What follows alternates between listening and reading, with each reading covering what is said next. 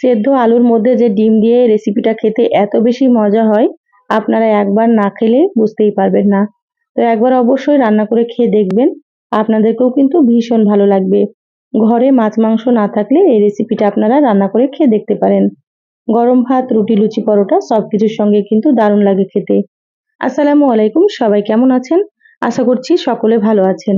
আবারও একটা নতুন রেসিপি নিয়ে আপনাদের মাঝে চলে আসলাম। তো অবশ্যই আপনারা স্কিপ না করে পুরো রেসিপিটা দেখে নেবেন। তো চলুন রেসিপি শুরু করি। এখানে দেখুন 4টে মিডিয়াম সাইজের আলু সেদ্ধ করে নিয়েছি। তো আলুগুলো এভাবে ছোট ছোট করে কেটে তারপরে সেদ্ধ করে নিয়েছি।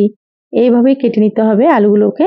তো এখানে আমি আমার পরিমাণ মতো নিয়েছি, আপনাদের যতটা প্রয়োজন সেইভাবে নিয়ে নেবেন।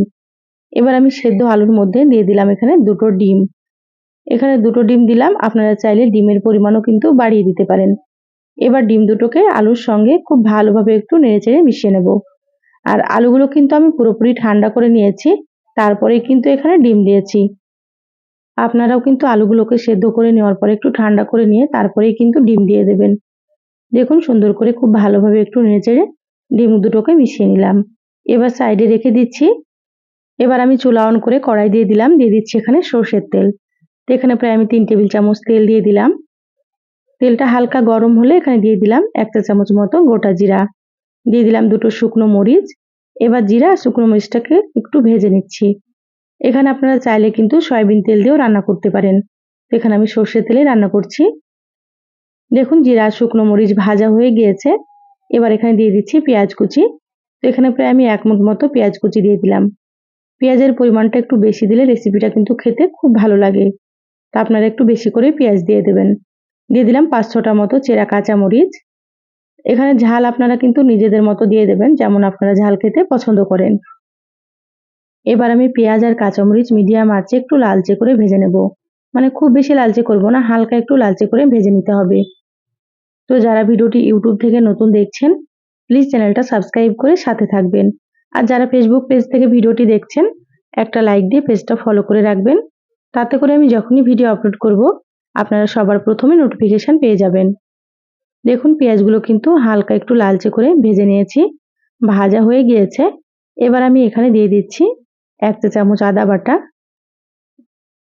আর এখানে দিয়ে দিচ্ছি 1 চা চামচ মতো রসুন বাটা, দিয়ে দিচ্ছি স্বাদ মতো লবণ।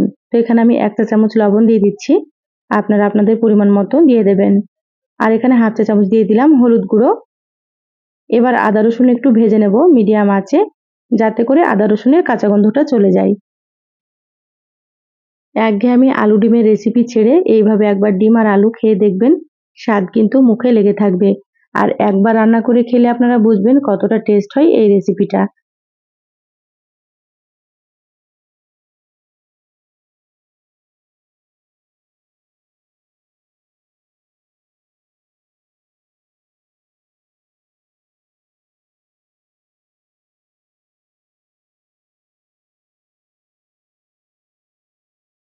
প্রায় আমি 4 মিনিট মতো মশলাটাকে ভেজে নিয়েছি মিডিয়াম আঁচে।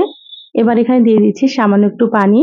এখানে গুঁড়ো মশলাগুলো দিয়ে দেবো, সেজন্য অবশ্যই একটু পানি দিতে হবে। দিয়ে দিলাম হাফ চা চামচ ধনিয়া গুঁড়ো, হাফ চা চামচ দিয়ে দিচ্ছি জিরা গুঁড়ো, আর এখানে হাফ চা চামচ মতো দিয়ে দিচ্ছি মরিচের গুঁড়ো। যেহেতু কাঁচামরিচ দিয়েছি সেজন্য অল্প করে মরিচের গুঁড়োটা দিলাম, আপনারা যেমন খাবেন সেভাবে দিয়ে দেবেন। আর এখানে আমি দিয়ে দিলাম হাফ চা চামচ গরম মশলার গুঁড়ো। এবার মশলাগুলোকে নেড়েচেড়ে খুব ভালোভাবে একটু কষিয়ে নেব, যাতে করে মশলাটা খুব সুন্দর মতো কষানো হয়। মশলা যত ভালোভাবে কষানো হবে, রান্নাটা কিন্তু ততই বেশি ভালো লাগবে। এবার আমি চুলার আঁচ মিডিয়ামে রেখে ঢাকা দিয়ে দিচ্ছি 5 থেকে 6 মিনিটের জন্য, তারপরে ফিরে আসছি। প্রায় মিডিয়াম আঁচে 6 মিনিট মতো মশলাটাকে কষিয়ে নিয়েছি। দেখুন মশলা থেকে খুব সুন্দর মতো তেল ছেড়ে দিয়েছে। এইভাবে একটু সুন্দর করে সময় নিয়ে কষিয়ে নিতে হবে।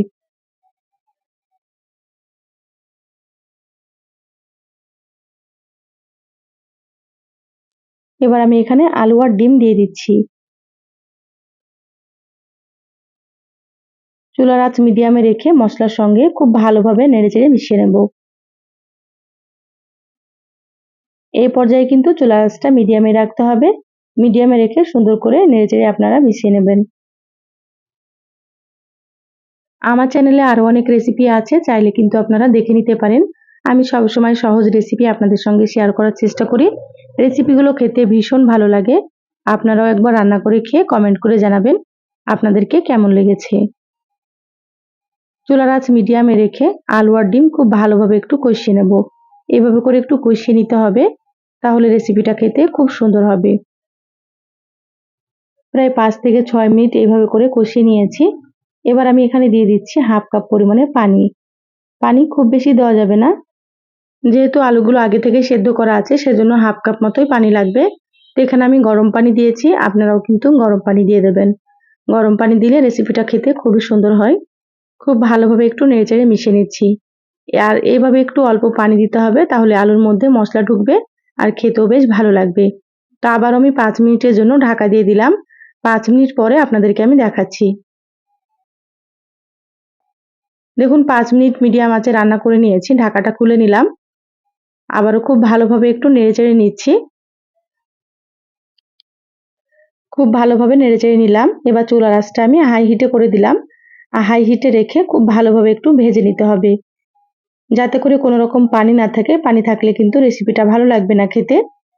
তো এভাবে সুন্দর করে একটু ভেজে নেব। একটু সময় নিয়ে ভাজতে হবে, তাহলে একেবারে শুকনো শুকনো হবে আর খেতেও বেশ ভালো লাগবে।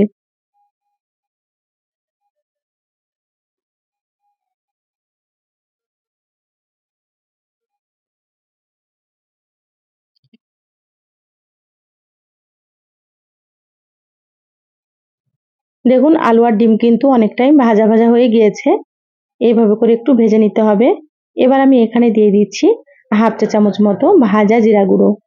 তো এখানে অবশ্যই একটু ভাজা জিরার গুঁড়ো দিয়ে দেবেন। এই রেসিপিতে ভাজা জিরার গুঁড়োটা কিন্তু খুবই ভালো লাগে খেতে। এবার মশলাটাকে নেড়েচেড়ে খুব ভালো মতো মিশিয়ে নিচ্ছি।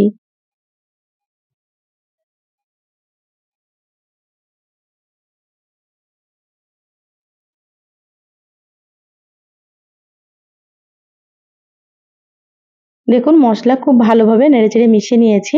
রান্না হয়ে গিয়েছে। এবার আমি গ্যাস বন্ধ করে দিলাম। প্লেটে তুলে নিয়ে তারপরে আপনাদেরকে আমি দেখাচ্ছি।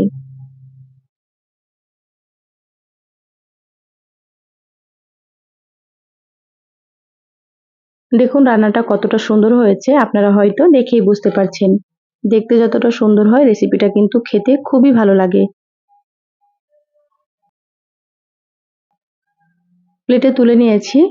আর একবার কিন্তু আপনারা অবশ্যই এই রেসিপিটা রান্না করে খেয়ে দেখবেন। একবার খেলেই বুঝবেন কতটা টেস্ট হয়।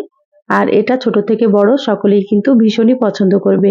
তা আমার এই সহজ রেসিপিটা আপনাদেরকে কেমন লাগলো চ্যানেলের কমেন্ট বক্সে কমেন্ট করে জানাবেন। ভালো লাগলে একটা লাইক দিয়ে যতটা সম্ভব ভিডিওটা শেয়ার করে দিবেন। সবাই ভালো থাকবেন, সুস্থ থাকবেন। ধন্যবাদ সবাইকে। আল্লাহ হাফেজ।